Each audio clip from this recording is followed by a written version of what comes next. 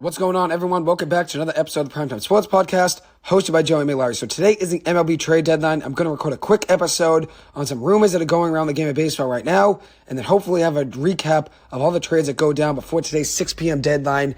Maybe tomorrow, hopefully, I can give you guys a recap of all of the big deals. Honestly, I've been keeping you guys up to date on a lot of the deals as they have happened, so I probably won't have too long of an episode tomorrow when I do a recap, but I'm going to give you some rumors over the last 24 hours or so since I last recorded. And the first one being that Alex Verdugo will not be traded by the Boston Red Sox. Chaim Bloom in the Red Sox front office reached out to teams last night to say he is off the trade market. So that's one good thing. I'm happy that the Red Sox will not be trading Verdugo. I think he belongs in a Red Sox uniform and would love to give him a contract extension this offseason, an extension I think he deserves. He's been one of the Red Sox most consistent and reliable players over the last few seasons and brings so much energy to the game of baseball and a lot of swagger. I would love to see him in a Sox uniform for years to come. So that's one good thing I'm going to start with. Verdugo staying in Boston, that's huge in my opinion. As for trade rumors around Justin Verlander, there is a chance he's still traded by the New York Mets, but considering there's a lot of clauses and things that have to be figured out in his contract, it would be harder to trade from today than it would have been yesterday. Because there's a lot of things that have to get figured out by 6 p.m. about money, about the third-year option, about the return as well. There's a lot of things that have to get figured out there for Justin Verlander and the Mets. He'd also have to waive his no-trade clause to go to whatever team wants to trade for him. So with all those things that have to be worked out and figured out, I think he's less likely to be traded since he is still a New York Met in the morning of the MLB Trade Deadline. So I think he's going to stay in New York, but two teams to watch out for, Houston and the Los Angeles Dodgers. The Dodgers are a team that has a ton of prospects that they can go out and trade to try to get Justin Verlander and anybody else in the market that they want.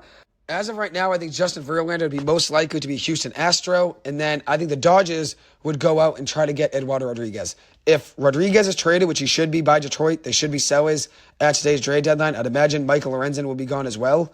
I think they should go and trade Eduardo Rodriguez to the Los Angeles Dodgers, and I think the Houston Astros would probably be the best landing spot for Justin Verlander, considering all of the past success he's had there, and the Houston Astros need to add to the rotation, and they've been aggressive over the last day or two to try to get him. I think it makes total sense for him to go to Houston. As for the Mets, I don't think it would be the worst thing to trade Verlander and Scherzer. Obviously, Scherzer's gone now, and he's a Texas Ranger. It would not be the worst thing to try to build for the future and try to go into this next offseason with a clean slate. And I'm going to compare it to an NBA team here, and that's the Brooklyn Nets. A team that went into each of the last 3 seasons with Kevin Durant, Kyrie Irving, with the goal of winning an NBA championship. Even last year, during the summer, they kept Kyrie Irving and Kevin Durant to try to run it back one more season. And then midway through the season, at the trade deadline, they realized this is never going to work. After 3 years of pain and the whole entire roller coaster they went through with James Harden and Ben Simmons, they figured this isn't going to work. Let's just completely start off with a new clean slate and build to the future. And that's what they did, getting back Mikal Bridges and Cam Johnson, trading Kevin Durant, trading Kyrie Irving, getting back Dorian Finney-Smith and Spencer Dinwiddie. It only made sense for Brooklyn to rip things up and try to forget the disaster of a 3-year window with Kyrie Irving and Kevin Durant. And I'm not saying the Mets are this big of a disaster. I mean, it's only one season that they try to run it with Max Scherzer and Justin Verlander. And obviously this season overall just didn't work out for them. But the way I see it is, this team's not competing for the World Series this year.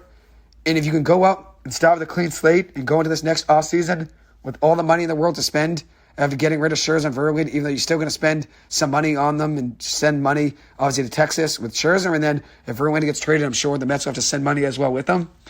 But you'd start with a clean slate and have prospects to build on for the future and then maybe some more money to go into this offseason with. So I think it only would make sense for the Mets to at least potentially shop Justin Verlander. If they get back a return that they like, why not? Why not trade both of them? I know they're a team that went in with expectations to win it all this season and next year as well, thinking we have 2 years of Scherzer and Verlander together. But the reality is just things haven't worked out there. And sometimes you just have to think for the future and say, okay, even though this year hasn't worked out, let's try to start over, get something back in return, and get back on track for next season. So we'll see what the Mets do.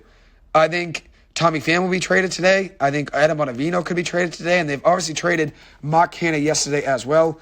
Canha was traded to the Milwaukee Brewers yesterday in exchange for Justin Jarvis, the 12th prospect, according to Baseball America, in the farm system for the Milwaukee Brewers. Jarvis on the year made 17 starts between AA and AAA in the farm system from Milwaukee, going 6-6 with a 4.33 ERA and 102 strikeouts and 87 in the third innings pitched. He's pitched in 90 minor league games in his career with a 4.27 ERA and 384 strikeouts and 385.1 innings pitched. So just about a strikeout per inning over his career in the minor leagues.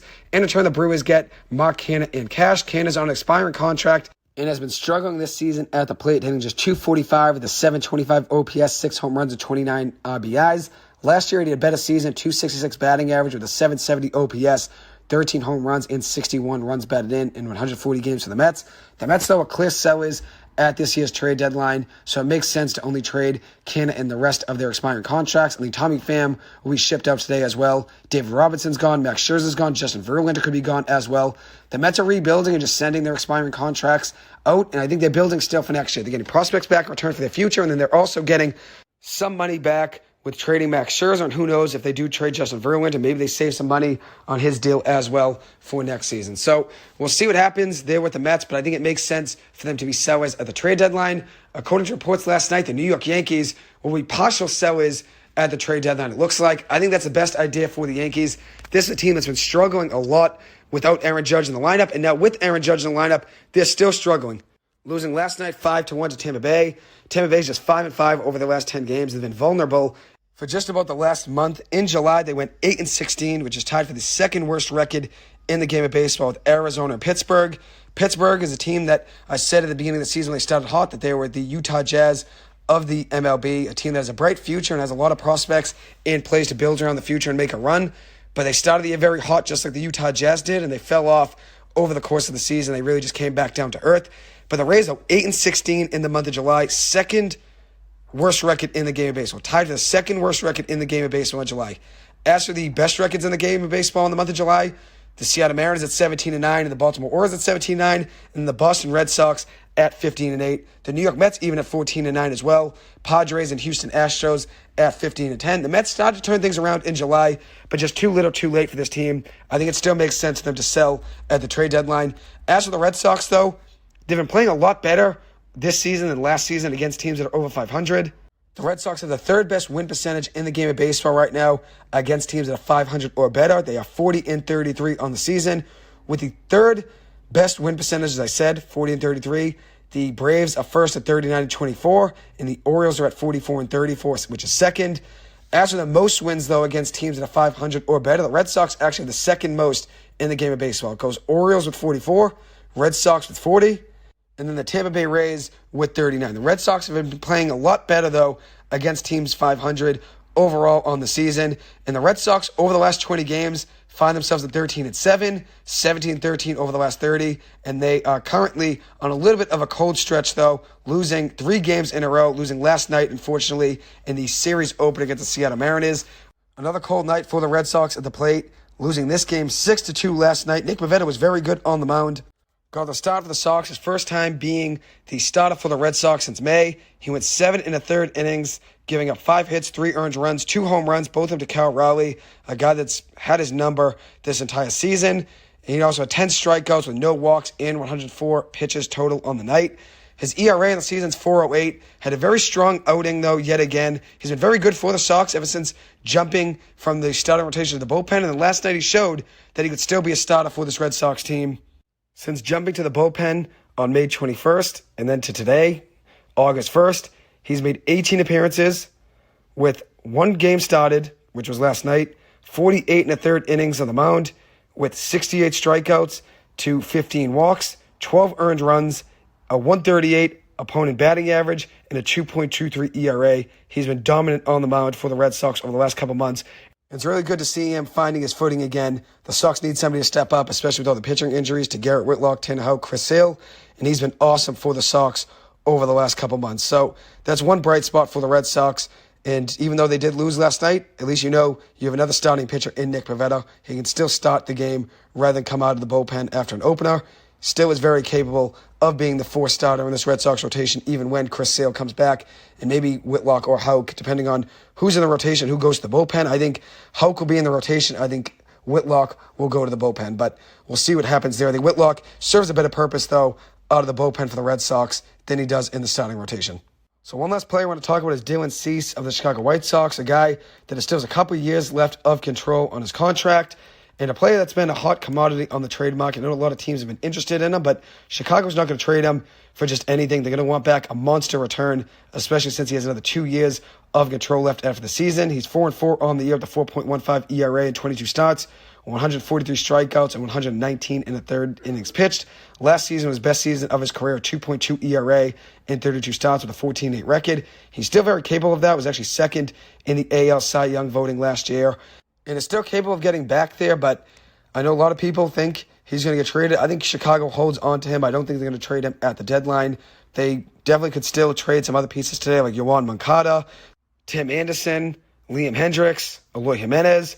They have a lot of guys that could still potentially move at the trade deadline today. So we'll see what happens. Tim Anderson, though, has been very hot since coming back from the All-Star break. Let me give you a breakdown of his numbers really quick. He's had a lot of multi-hit games, and he's hitting .344 over his last 15 games since the All-Star break, with a 4.3 on-base percentage, an .829 OPS, a home run, his first one actually since July of 2022, 6 RBIs, and he also has a .426 slugging percentage since the All-Star break. So he's been very good since coming back from the All-Star break. So that's one positive there for the White Sox, is that since he's turned things up, they could get back a better return from him, even though he is on an expiring contract. You could definitely get back more in return since he has gotten back to the Tim Anderson that we know. So one last thing I want to mention is a trade that went down yesterday, and that was between the Chicago Cubs and Washington Nationals. Jeimer Candelario was acquired by Chicago yesterday in exchange for Kevin Made, a shortstop in Chicago's farm system, who is now the number 16 prospect in Washington's farm system, a farm system that has gotten a lot better over the last 3 years since they've traded a lot of their big pieces away, including Trey Turner, Max Scherzer, Juan Soto. And that Soto deal was an absolute haul of prospects. And I think if you think about it, Washington did the right thing there. They offered Juan Soto $440 million. He declined it, so they said, why not go and get back a ton of prospects in return and rebuild this farm system and create an absolute juggernaut of a farm system for years to come. And even in this trade as well, they're getting back 2 more prospects from Chicago, and they also got DJ Herz, who is a left-handed pitcher in Chicago's farm system, who is now the number 17 prospect in Washington's farm system. So Washington gets back 2 prospects that are now their number 16 and 17 prospects in their farm system. And as for the Cubs, they get Jeimer Candelario, who's had a very good season for Washington, showed a lot of power this season, 16 home runs with a .258 batting average, a .342 on base percentage, and a .481 slugging percentage. Not a bad ad there for the Cubs, a team that I had a green light on about 2 weeks ago now when I recorded an episode on the trade deadline and gave all my predictions. And then over the last few days, 4 or 5 days, I started saying the Cubs should be biased at the trade deadline. This team has won a lot of games recently.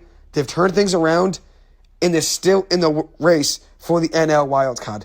They're still in. They still have a lot of games left against the teams that are ahead of them. Right now, the Cubs are just 3.5 games back of the last wildcard spot in the NL. So it only makes sense for them to buy at the trade deadline, keep their current pieces, and try to make a run. So I do like this pickup for Candelario, and it shows that they will be buyers at this year's trade deadline. So we'll see what happens. Anyways, that will conclude this episode. Thank you guys so much for taking the time to listen to this. As always, I appreciate it, and hope you guys have a good one. Thank you.